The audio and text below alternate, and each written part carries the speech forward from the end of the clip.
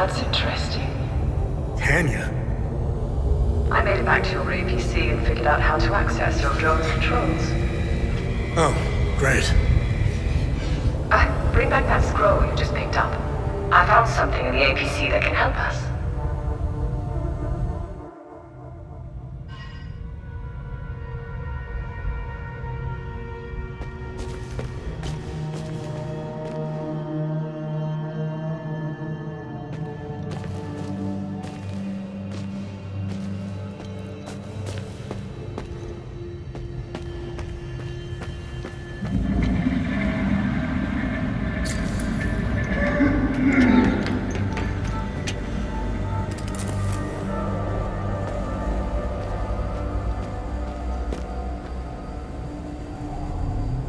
Funny.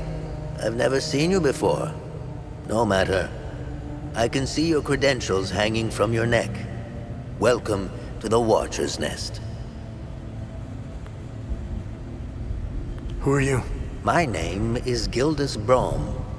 I am the oldest member of the Vigil. Ever since I lost the use of my legs, I've been the caretaker of relics and other useful items. We have accumulated quite a collection. These items are precious and will undoubtedly help you fight the creatures.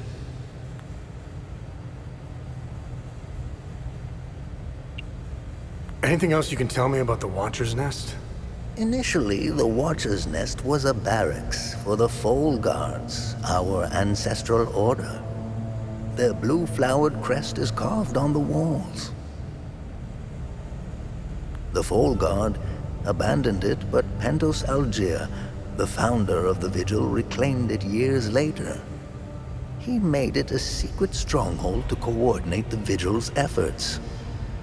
Today, it is a beacon, a marker left behind for future generations. Pentos was put to rest here, but we only recently discovered his tomb in the crypt below. Although we haven't been able to open his coffin yet, we are confident there are more answers inside. Can you tell me more about the Keystone of Grief?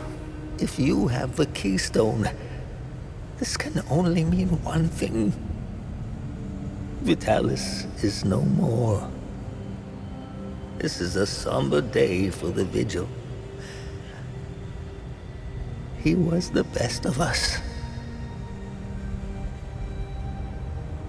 Unfortunately, there is no time to mourn him.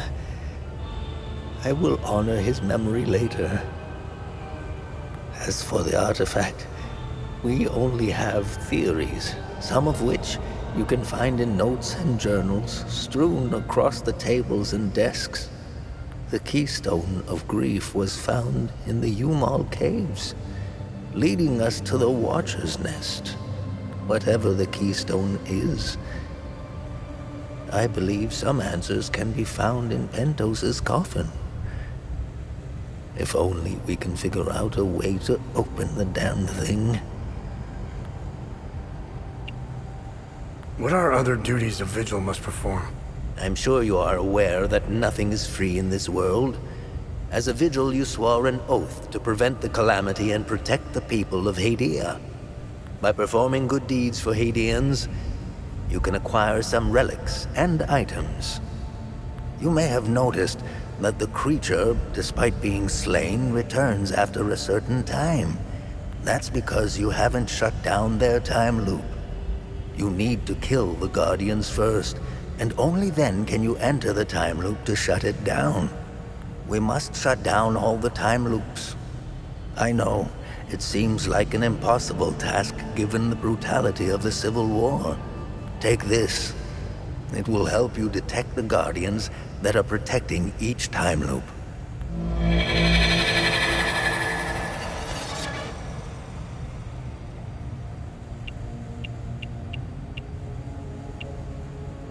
This was in Pentos's coffin. What do you make of it? This is what you found. That isn't very reassuring. More riddles. The scroll must be the key to solving the enigma. I recognize the old Hadean language. It died out centuries ago. It would be best to find someone who can translate it. Where do these necklaces come from? The necklaces we carry today belong to the Foal Guards.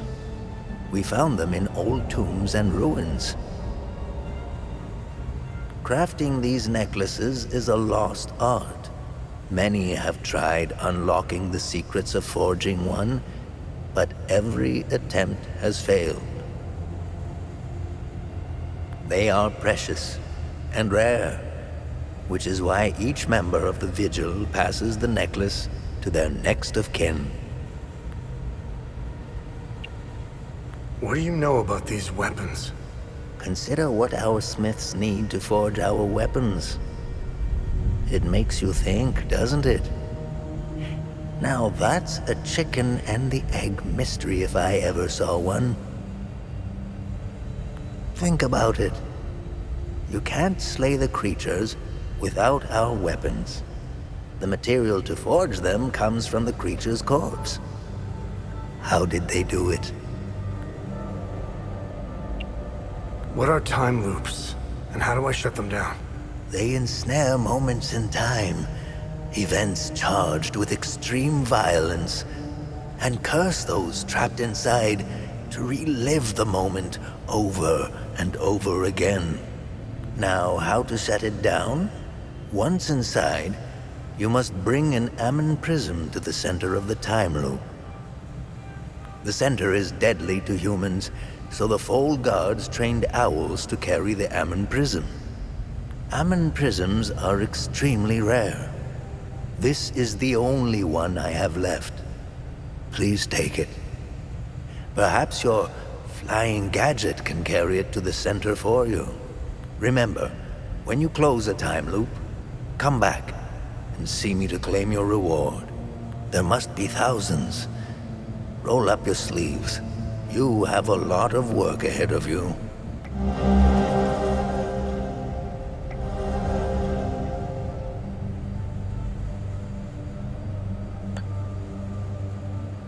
How do I perform good deeds? It's simple. Help our people. Hadeans are a proud bunch.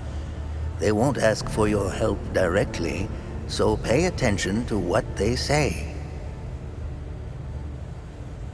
The more you help our fellow Hadeans, the more relics and items you can acquire. Now, you're asking yourself, how can this old kook know if I'm helping people? Oh, I can tell.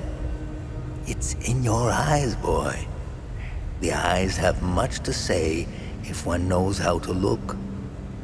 Whenever you accomplish a good deed, come back and talk to me to claim your reward. Have I helped enough Hadeans? Hadeans are lucky to have a vigil like you watching over them.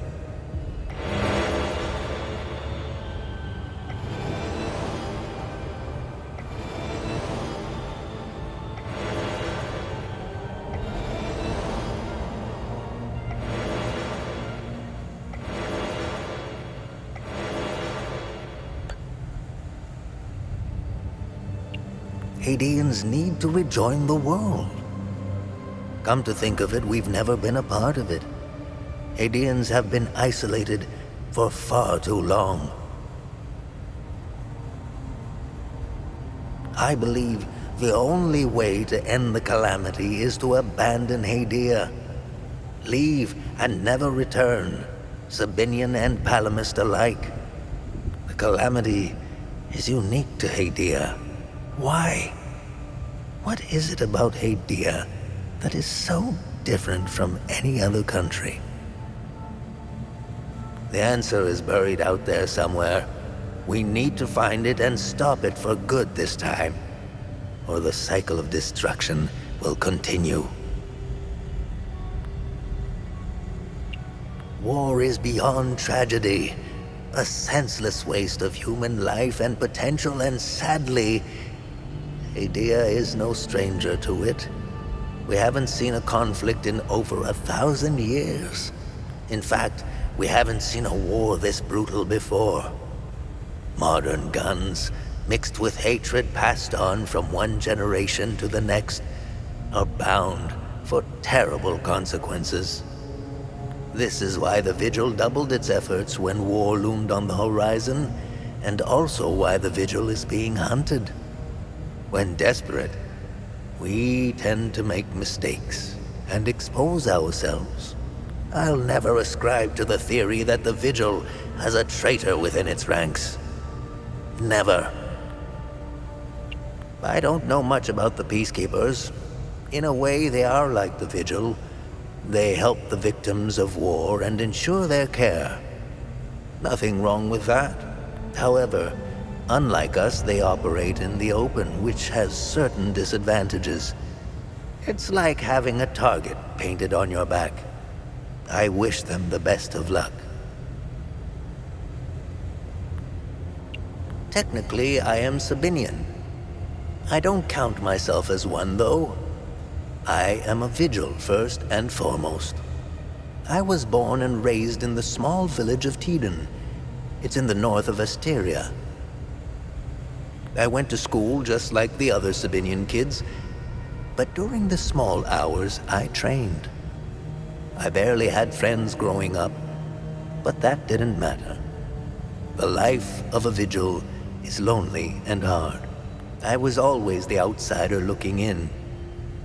I observed my friends and neighbors all bickering about the Palamists.